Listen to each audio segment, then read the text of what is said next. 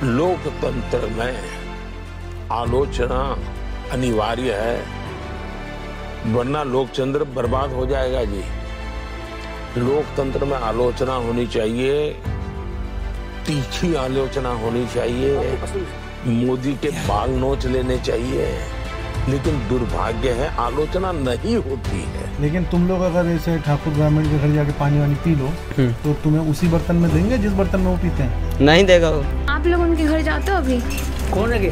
दलितों के घर जाते? हम चलाए जाते। चारा भैंसों का ये सब नहीं करने देते। मंदिरों में आने देते हैं वो जाते हैं, वो जाते बाहर से ही बना हाथ जोड़ लेते हैं। ये कहते हैं तुम्हारे भाई को हम बारात विदा होने के बाद में, अब उससे पहले, शादी से पहले हम कुछ कर देंगे, उन्हें मार देंगे। भारत एक ऐसा देश जिसे दुनिया का सबसे बड़ी लोकतंत्र कहती है, लेकिन इस लोकतंत्र के नीचे छुपा एक जहर, कास्ट सिस्टम।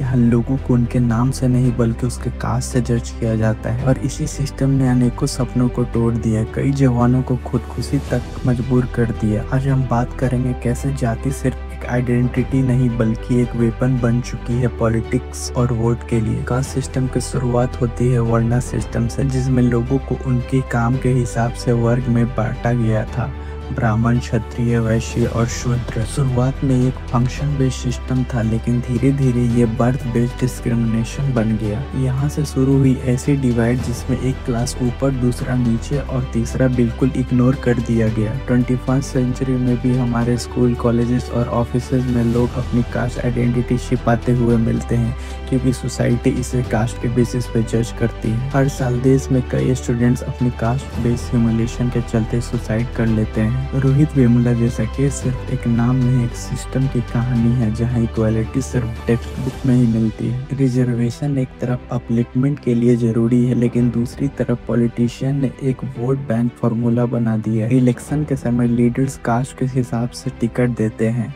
स्लोगन कास्ट के हिसाब से बनते हैं और वोट्स भी कास्ट के हिसाब से मांगा जाता है। रिजल्ट समाज नहीं बदलता, बस पावर शिफ्ट होते ही एक कास्ट दूसरे कास्ट तक। जब किसी को बार बार यही कहा जाता है कि तुम इसी कास्ट के हो, तुम ये नहीं कर सकते, एक साइकोलॉजी वॉल बन जाती है और उन्हें दुत्कार कर भगा दिया जाता है। बचपन से लेकर जॉब तक उनके साथ एक इनविजिबल बर्डन रहता है। ऐसे इन्वायरमेंट में डिप्रेशन, सेल्फ डाउट और अकेलापन नॉर्मल लगने लगता है। कास्ट सिस्टम सिर्फ इकोनॉमी इक्वालिटी नहीं, मेंटल स्लेवरी भी क्रिएट करता है। हर एक इलेक्शन में हम देखते हैं पॉलिटिशियन डिवाइड करते हैं, यादव वोट, दलित वोट, ब्राह्मण वोट, मुस्लिम वोट। कास्ट का यूज यूनिटी के लिए नहीं, स्ट्रेटेजी के लिए होता है। एक तरफ लीडर सामाजिक न्याय की बात करते हैं, दूसरी तरफ कास्ट के नाम पर टिकट बनाते हैं। ये आरएनए नहीं तो और क्या है, जहाँ एक तरफ बीजेपी मीडिया को कंट्रोल करती है। इस डिवाइड के चलते असली मुद्दे, एजुकेशन, हेल्थ, जॉब सब पीछे रह जाते हैं। अगर इंडिया को बदलना है तो कास्ट बेस्ड आइडेंटिटी को पॉलिटिकल आइडेंटिटी बनाना बंद करना पड़ेगा। एजुकेशन और अवेयरनेस ही इसका असली क्योर है। जब यूथ अपनी सोच बदलेंगे तभी सिस्टम बदलेगा। कास्ट को वोट से नहीं, इंसानियत से तोड़ना होगा। मैं ये नहीं कह रहा कास्ट सिस्टम तुरंत खत्म हो जाएगा, लेकिन अगर हम चुप रहे तो ये हमेशा जिंदा रहेगा। सोचो, बदलो, वरना सिस्टम कभी नहीं बदलेगा।